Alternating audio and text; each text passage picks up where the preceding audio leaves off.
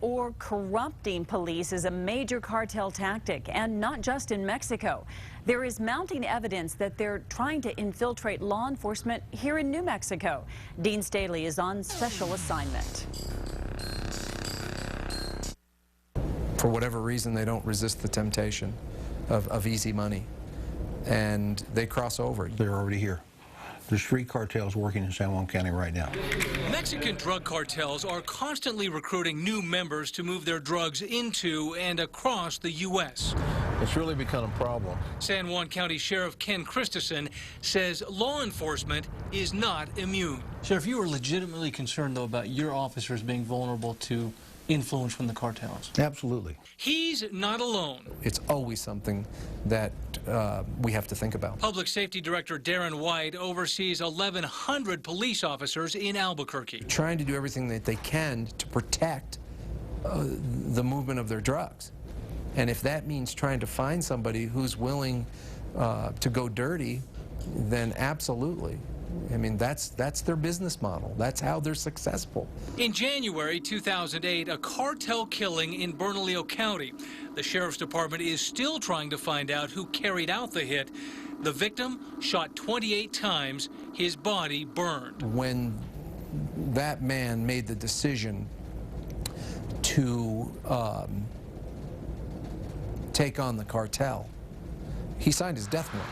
As long as there's demand, then there's going to be a supply. Ken Christensen was working on the Region 2 Drug Task Force in 2003 when they caught a former deputy dealing drugs.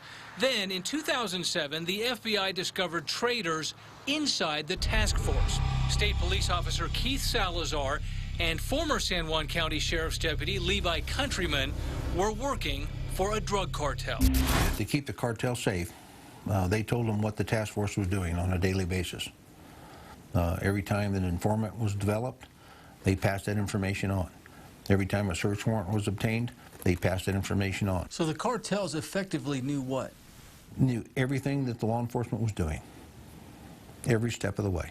All 3 are now serving time in prison, but the sheriff knows there are more crooked cops in bed with the cartels. If somebody sat down and researched all the federal agents and all the local police, sheriffs, police departments throughout the western states and looked at the amount of corruption that's going on because of the cartels and as a direct result of the cartels, they would be shocked. Sylvia Longmire does that. A former Air Force investigator and author, she writes about and tracks the cartels as an independent analyst. Longmire says the corruption and the violence are already here. There are murders that are being committed here by individuals working for the Mexican cartels. There are kidnappings that are occurring on a regular basis.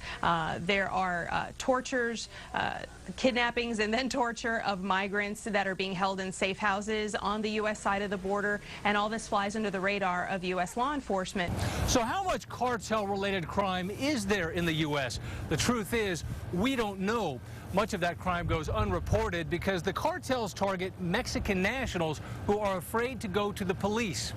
A high-ranking drug agent also tells me the cartels disguise killings so they are never linked to cartel business. There are literally hundreds and hundreds of those murders that happen in the United States directly linked to the cartel.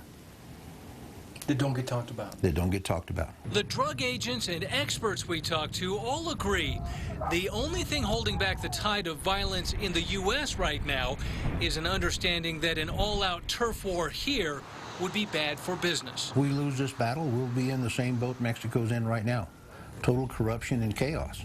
On special assignment, Dean Staley, KRQE News 13. Well, most recently, the police chief, the mayor, and a trustee in the border village of Columbus were all charged with being part of an organization smuggling guns to the Mexican cartels.